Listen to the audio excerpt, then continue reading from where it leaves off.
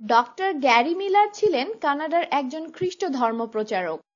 তিনি পবিত্র কুরআনের ভুল খোঁজার চেষ্টা করেছিলেন যাতে ইসলাম ও কুরআন বিরোধী প্রচারণা চালানো সহজ হয়, কিন্তু ফল হয়েছিল বিপরীত। তিনি বলেন, আমি কোনো একদিন কুরআন সংগ্রহ করে তা পড়া শুরু করলাম।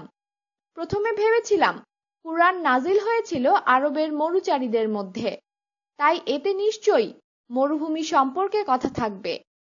কুরআন নাজিল হয়েছিল 1400 বছর আগে, তাই খুব সহজেই এতে অনেক ভুল খুঁজে পাব এবং সেসব ভুল মুসলিমদের সামনে তুলে ধরব বলে সংকল্পও করেছিলাম। কিন্তু কয়েক ঘন্টা ধরে কুরআন পড়ার পরে বুঝলাম আমার এসব ধারণা ঠিক নয়, বরং এমন একটা গ্রন্থে অনেক আকর্ষণীয় তথ্য পেলাম। বিশেষ করে সূরা নিসার 82 নম্বর আয়াতটি আমাকে গভীর ভাবনায় নিমজ্জিত করে।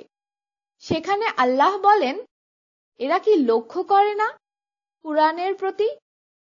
এটা যদি আল্লাহ ছাড়া অন্য কারো পক্ষ থেকে নাজিল হতো তবে এতে অবশ্যই বহু বৈপরীত্যের দেখতে পেত। খ্রিস্ট ধর্ম প্রচারক গ্যারি মিলার এভাবে ইসলামের দোষ খুঁজতে গিয়ে মুসলিম হয়ে যান। তিনি বলেছেন, আমি খুবই বিস্মিত হয়েছি।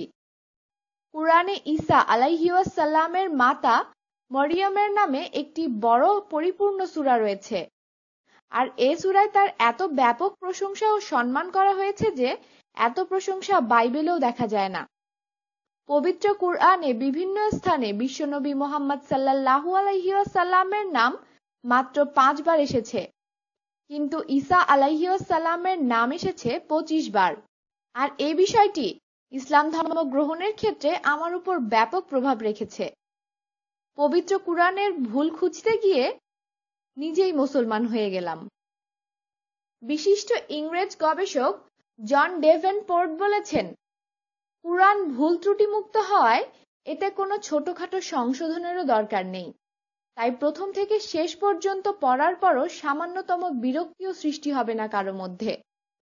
বছরের পর বছর ধরে পাদ্রীরা আমাদেরকে পবিত্র কুরআনের বাস্তবতা ও মহত্ব থেকে দূরে রেখেছেন, কিন্তু আমরা যতই জ্ঞানের পথে এগোচ্ছি ততই অজ্ঞতা ও অযৌক্তিক গোঁড়ামির পর্দা মুছে যাচ্ছে। শিগগিরই এ মহাগ্রন্থ, যার প্রশংসা ভাষায় প্রকাশ করার সাধ্য কারণেই, বিশ্বকে নিজের দিকে আকৃষ্ট করবে এবং বিশ্বের উপর গভীর প্রভাব ফেলবে এবং শেষ পর্যন্ত বিশ্বের মানুষের চিন্তা চেতনার প্রধান অক্ষে পরিণত হবে। আমাদের সাথেই থাকুন আর সাবস্ক্রাইব করুন।